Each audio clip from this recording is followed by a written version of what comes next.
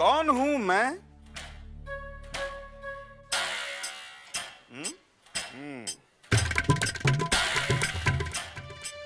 अरे ये प्रश्न तो यक्ष ने युधिष्ठिर से कभी नहीं पूछा था।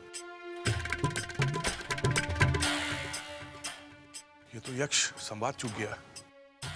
कहीं ये जानबूझकर तो ऐसा नहीं कर रहा है। ये दोनों अपनी निजी लड़ाई मंच पर क्यों लड़ रहे हैं? कुछ बोल, कुछ तो बोल युधिष्ठिर, कुछ तो बोल। तुम न ये शरीर हो, न इंद्रियां, न मन, न बुद्धि। तुम शुद्ध चेतना हो, वो चेतना जो सर्व साक्षी है। ये तो अष्टावक्र के संवाद बोल रहा है। बोलने दो। जब तक कोई यक्ष प्रश्न पर नहीं आता उसे कुछ भी बोलने दो। जीवन का उद्देश्य क्या है? जीवन का उद्देश्य उसी चेतना को जानना है जो जन्म और मरण के बंधन से मुक्त है। उसे जानना ही मोक्ष है। शाबाश युधिष्ठिर। जन्म का कारण क्या है? अतृप्त वासनाएं, कामनाएं और कर्म फल, यही जन्म का कारण है। जन्म और मरण के बंधन से मुक्त कौन है? जिसने स्वयं को, उस आत्मा को जान लिया, वो जन्म और मरण के बंधन से मुक्त है। वासना और जन्म का संबंध क्या है? जैसी वासना वैसा जन्म। यदि वासनाएं पशु जैसी तो पशु योनि में जन्म, यदि वासनाएं मनुष्य जैसी तो मनुष्य योनि में जन्म। इन्हें रोको सूत्रधार, इन्हें रोको। संसार में दुख क्यों है? लालच, स्वार्थ, भय संसार के दुख के कारण है। तो फिर ईश्वर ने दुख की रचना क्यों की? ईश्वर ने संसार की रचना की और मनुष्य ने अपने विचार और कर्मों से दुख और सुख की रचना की। क्या उत्तर दिया? क्या ईश्वर है? कौन है वह? क्या रूप है उसका? क्या वह स्त्री है या पुरुष? सूत्रधार, ये यक्ष आज युधिष्ठिर को हरा कर रहेगा। किसी तरह रोको उसे या नाटक को। हे यक्ष, कारण के बिना कार्य नहीं। यह संसार उस कारण के अस्तित्व का प्रमाण है। तुम हो, इसलिए वो भी है।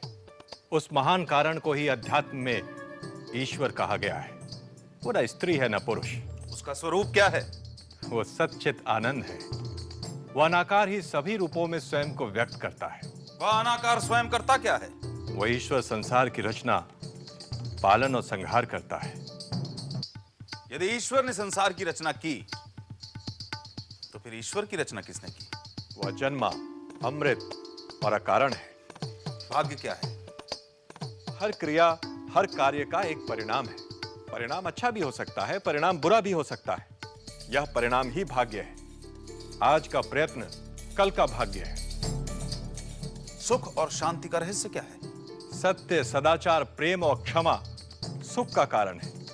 असत्य, अनाचार, घृणा और क्रोध का त्याग शांति का मार्ग है। चित्त पर नियंत्रण कैसे संभव है? इच्छाएं, कामनाएं चित्त में उद्वेग उत्पन्न करती हैं। इच्छाओं पर विजय चित्त पर विजय है। सूत्रधार, पर्दा गिरा दे।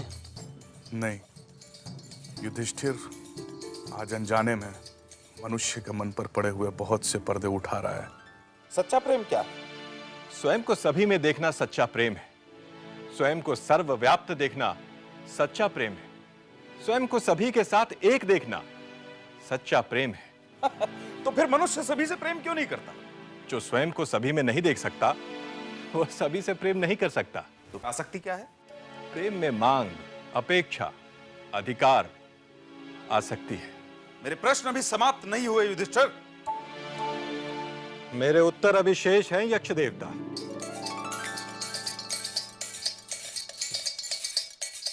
ये दोनों लड़ने को तैयार हैं सूत्रधार। आप कहें तो मैं मधुमक्खी बन यक्ष को काट दूं। बुद्धिमान कौन है? जिसके पास विवेक है। नशा क्या है? आसक्ति। चोर कौन है? इंद्रियों के आकर्षण जो इंद्रियों को हर लेते हैं, चोर है। जागते हुए भी सोया कौन है? जो आत्मा को नहीं जानता वो जागते हुए भी सोया है। कमल के पत्ते पर पड़े जल की तरह अस्थाई क्या है? यौवन, धन और जीवन। नर्क क्या है? इंद्रियों की दास्ता नर्क है। मुक्ति क्या है? अनासक्ति ही मुक्ति है। दुर्भाग्य का कारण क्या है? मद और अहंकार। सौभाग्य का कारण क्या है? सत्संग और सबके प्रति मैत्री भाव। सारे दुखों का नाश कौन कर सकता है? जो सब छोड़ने को तैयार हो। मृत्यु पर्यंत यातना कौन देता है? गुप्त रूप से किया गया अपराध। दिन रात किस बात का विचार करना चाहिए? सांसारिक सुखों की क्षण भंगुरता।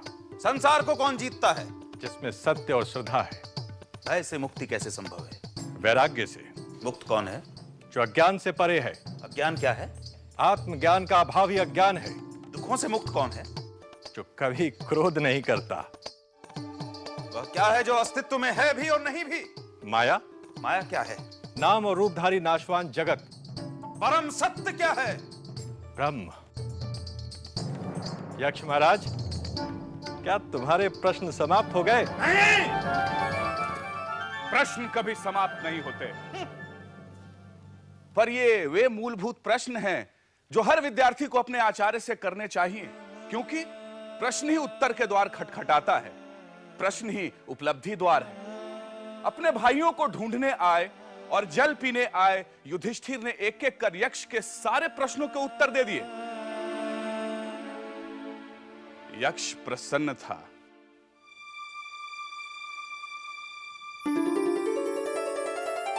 मैं प्रसन्न हूं युधिष्ठिर, इसलिए अपने चारों भाइयों में से जिस एक को तुम चाहो वह जीवित हो सकता है। यक्ष, ये जो श्याम वर्ण अरुण नयन सुविशाल शाल वृक्ष के समान ऊंचा और चौड़ी छाती वाला महाबाहु नकुल है, वही जीवित हो जाए। युधिष्ठिर, तुमने अपने चारों भाइयों में से नकुल को क्यों चुना? यक्ष, मेरी दो माताएं हैं, कुंती और माद्री। मेरे लिए जैसी कुंती वैसी ही माद्री। मैं दोनों माताओं के प्रति समान भाव ही रखता हूं।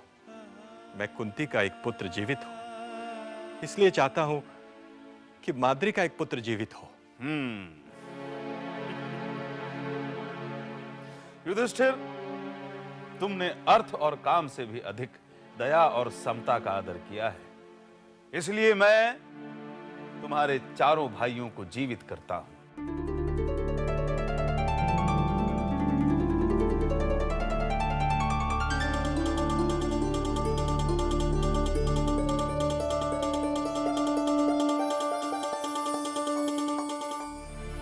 और यह लो, ब्राह्मण की अरणी और मंथन काष्ठ। यक्ष को अपने प्रश्नों का उत्तर, पांडवों को जल और ब्राह्मण को अपना अरणी और मंथन काष्ठ वापस मिल गया।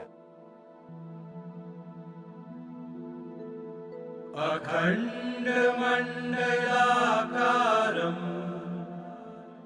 व्याप्तं येन चराचरम् तत्पदं दर्शितं येन तस्मै श्री गुरवे नमः। वह जो अखंड मंडलाकार है, वह जो चर और अचर दोनों में विद्यमान है, वैसे ब्रह्म के पद से साक्षात्कार कराने वाले गुरु को नमस्कार है।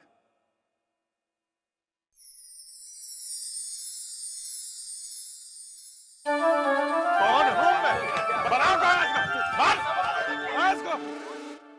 भारतीय दर्शन में जैसे आत्मा है, वैसे ही अनात्मा भी है। क्या है यह अनात्मा? देखिए अगले प्रकरण में कृष्ण सुभद्रा संवाद और सावित्री यम संवाद से अनात्मा का उद्घाटन।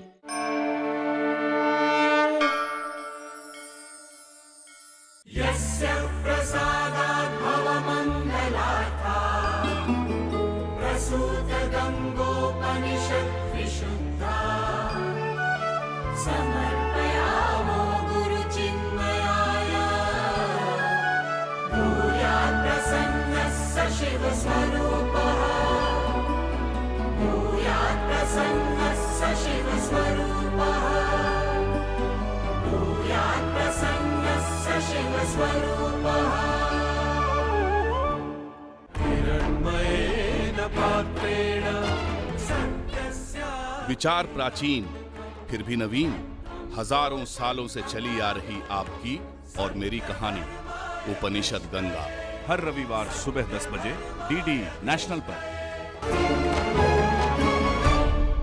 उपनिषद गंगा के प्रायोजक हैं Maruti Suzuki, way of life. और आदित्य बिरला ग्रुप